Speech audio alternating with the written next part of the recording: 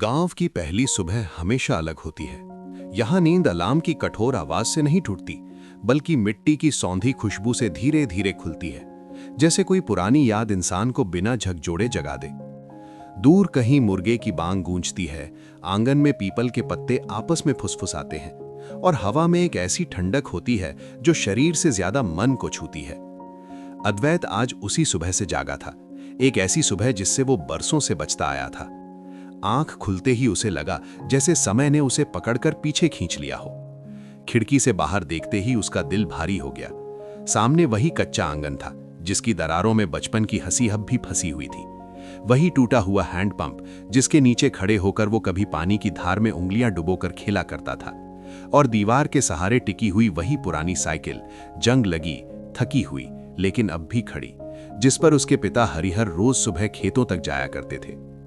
पिता, ये शब्द अद्वैत के भीतर किसी ऐसे घाव की तरह चुभा जो भर तो चुका था, लेकिन पूरी तरह ठीक कभी नहीं हुआ था। ऐसा घाव जो दिखता नहीं था, पर हर बार याद आने पर भीतर से रिसने लगता था। पिता और उसके बीच हमेशा एक दूरी रही थी, नफरत की नहीं, झगड़े की नहीं, बल्कि उस चुप्पी की दूरी जो धीरे धीरे रिश्तों को भारी बना देती है। वो 10 साल बाद गांव लौटा था। वजह कोई त्योहार नहीं थी, ना कोई शादी, ना कोई खुशी का बहाना। वजह थी एक बंद कमरा, जो अब हमेशा के लिए बंद हो चुका था। वो कमरा जिसमें उसके पिता ने अपनी आखिरी सांस ली थी और जिसमें अद्वैत ने कभी झांकने की भी हिम्मत नहीं की थी। जब अद्वैत 19 साल का था, तब उसने गांव छोड़ा था। आंखों में बड़े सपने थे, ऊंची इमारतें, तेज रफ्तार जिंदगी, पहचान, पैसा, नाम। उसे लगता था कि ये गांव उसकी उड़ान के रास्ते का पत्थर है जो हर कदम पर उसे रोकता है। खेतों की मिट्टी उसे पिछड़ा हुआ भविष्य लगती थी और पिता की सादगी उसे मजबूरी। हरिहर कम बोलने वाले इंसान थे। वो उन लोगों में से थे जो भावनाओं को शब्दों में नहीं, काम में उतारते हैं। सुबह 4 बजे उठना, बिना किसी शिकायत के खेतों की ओर निकल जाना, दोपहर की धूप में पसीने से भीगते हुए भी रुकना नहीं, शाम को लौटकर माँ के साथ रसोई में हाथ बटाना, ये सब उनके लिए सामान्य था। उन्होंने कभी ये नहीं कहा कि वे थक गए हैं, कभी ये नहीं जताया कि शरीर जवाब देने लगा है। अद्वैत को ये सब बहुत छोटा लगता था। उसे लगता था कि उसके पिता ने जिंदगी से समझौता कर लिया है। उसे शहर चाहिए था, बड़ी जिंदगी चाहिए थी, ऐसी जिंदगी जिसमें मिट्टी हाथों में नहीं, बल्कि जूतों के नीचे हो। एक शाम जब अद्वैत ने शहर जाने की बात कही थी, तब पिता ने बस इतना कहा था, तू जाएगा तो मैं रोकूंगा नहीं बेटा, हर किसी को अपना रास्ता चुनने का हक है। बस इतना याद रखना, जड़ें छोड़कर गया पेड़ जल्दी सूख जाता है। अद्वैत हंस पड़ा था। उसे लगा था कि ये सब पुरानी सोच है, डर है, जिसे वो पीछे छोड़कर जा रहा है। लेकिन आज 10 साल बाद वही जड़ें उसे वापस बुला रही थीं। मां ने धीरे से दरवाजा खटखटाया। उनकी आंखें सूजी हुई थीं, जैसे उन्होंने कई रातें बिना सोए काटी हों।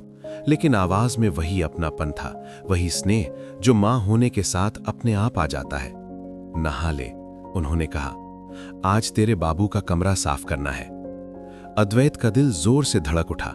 वो कमरा जहां उसके पिता की चीजें थीं, उनकी गंध थी, उनकी चुप्पी थी। वो कमरा जहां उसने कभी कदम भी नहीं रखा था, क्योंकि उसे डर था कि अगर वो अंदर गया तो कुछ ऐसा टूट जाएगा जिसे जोड़ पाना नामुमकिन होगा। दरवाजा खोलते ही धूल की एक परत हवा में तैर गई। सूरज की रोशनी उस धूल से होकर अंदर आई, मानो अतीत को उजागर कर रही हो।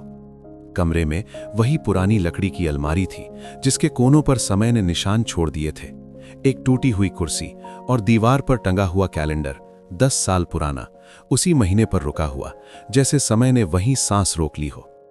अलमारी खोलते ही अद्वैत की नजर एक कपड़े की थैली पर पड़ी। वो थैली साधारण थी, लेकिन उसमें रखे कागजों का वजन असाधारण था। अंदर बहुत सारे पत्र थे, सब उसी के नाम। पहला पत्र उसने कांपते हाथों से खोला।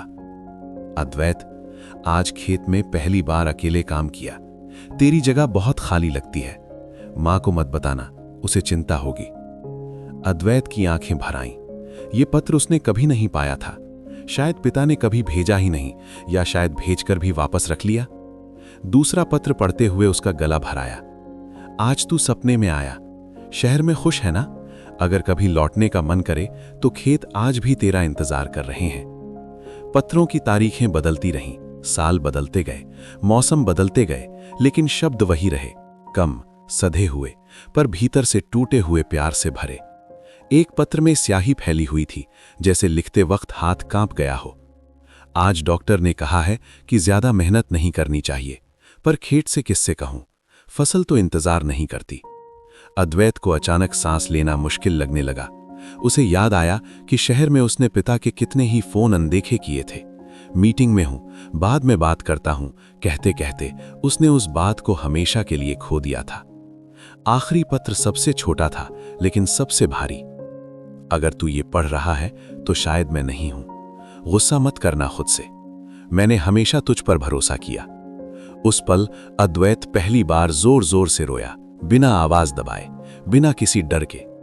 वो रो रहा था अपने पिता के लिए, अपने अहंकार के लिए और उन सब बातों के लिए जो कभी कहीं नहीं जा सकी।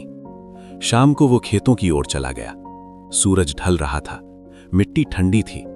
उसने मिट्टी को हाथों में लिया, वही मिट्टी जिससे वो भागना चाहता था। आज वही मिट्टी उसे थाम रही थी। उसे एहसास हुआ कि कुछ रिश्ते आवाज नहीं करते, लेकिन अपनी मौजूदगी हर सांस में दर्ज करा जाते हैं। उस रात उसने मां से कहा, मैं कुछ दिन यहीं रहूंगा। मां ने कुछ नहीं कहा, बस उसके सिर पर हाथ रख दिया।